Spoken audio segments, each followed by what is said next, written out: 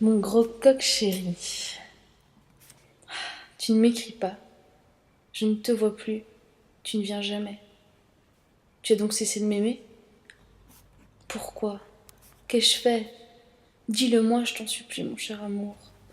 Moi, je t'aime tant, tant, tant. Je voudrais t'avoir toujours près de moi et t'embrasser tous les jours en donnant à mon cœur mon chat aimé tous les noms tendres qui me viendraient à la pensée. Je t'adore, je t'adore, je t'adore. Oh, mon beau coq, ta poulette.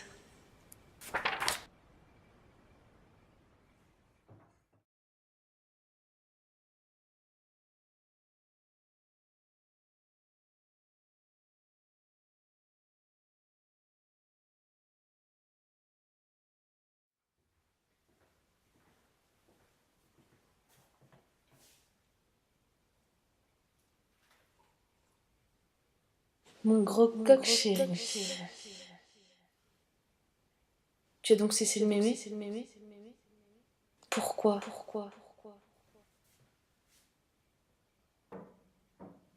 Puis mon cher amour. Je t'aime tant. Pourquoi? Je voudrais t'avoir toujours près de moi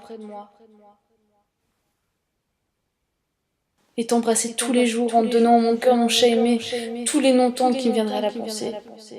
Je t'adore, je t'adore, je t'adore.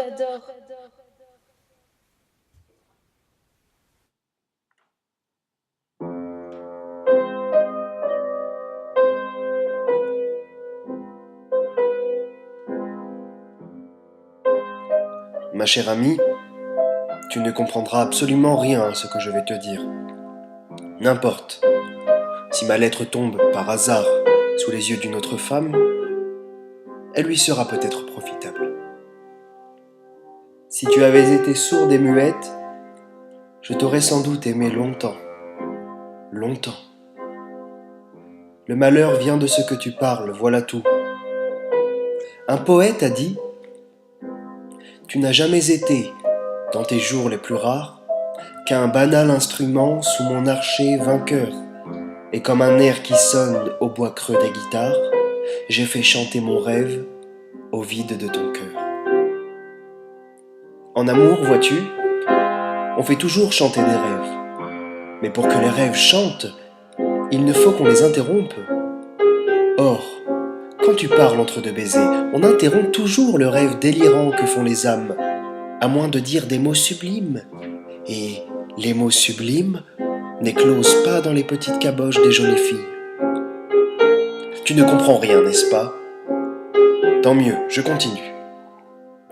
Tu es assurément une des plus charmantes, une des plus adorables femmes que j'ai jamais vues. Est-il sur terre des yeux qui contiennent plus de songes que les tiens, plus de promesses inconnues, plus d'infini d'amour? Je ne le crois pas. Et quand ta bouche sourit, avec ses deux lèvres rondes qui montrent tes dents luisantes, on dirait qu'il va sortir de cette bouche ravissante une ineffable musique. Quelque chose d'invraisemblablement suave, de doux à faire sangloter. Alors, tu m'appelles tranquillement mon gros lapin adoré. Et il me semble tout à coup que j'entre dans ta tête, que je vois fonctionner ton âme, ta petite âme de petite fille, jolie, jolie. Mais... Et cela me gêne, vois-tu, me gêne beaucoup. J'aimerais mieux ne pas voir.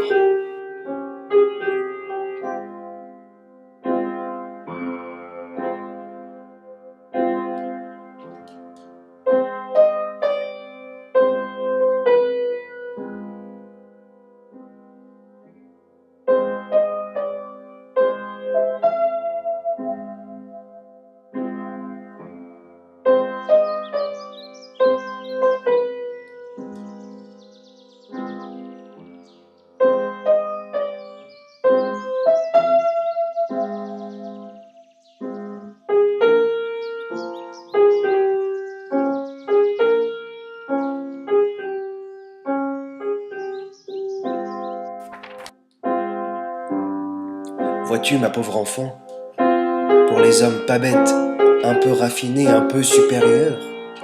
L'amour est un instrument si compliqué qu'un rien le détraque. Vous autres femmes, vous ne percevez jamais le ridicule de certaines choses quand vous aimez, et le grotesque des expressions vous échappe. Quelquefois, nous nous embrassions 5 minutes, d'un seul baiser interminable, éperdu, un de ces baisers qui font fermer les yeux, comme s'ils pouvaient s'en échapper par le regard, comme pour les conserver plus entiers dans l'âme enténébrée qu'ils ravagent. Puis quand nous séparions nos lèvres, tu me disais en riant d'un air clair, « C'est bon, mon gros chien !» Alors je t'aurais battu, car tu m'as donné successivement tous les noms d'animaux et de légumes que tu as trouvés sans doute dans la cuisinière bourgeoise, le parfait jardinier et les éléments d'histoire naturelle à l'usage des classes inférieures. Mais cela n'est rien encore.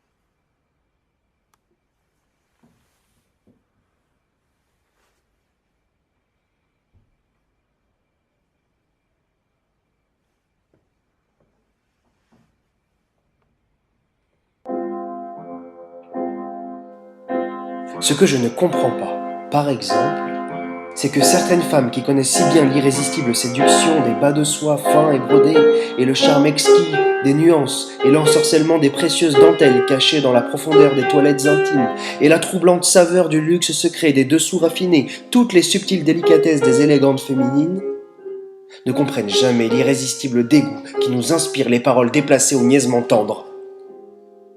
Un mot brutal parfois fait merveille, fouette la chair, fait bondir le cœur. Ceux-là sont permis aux heures de combat.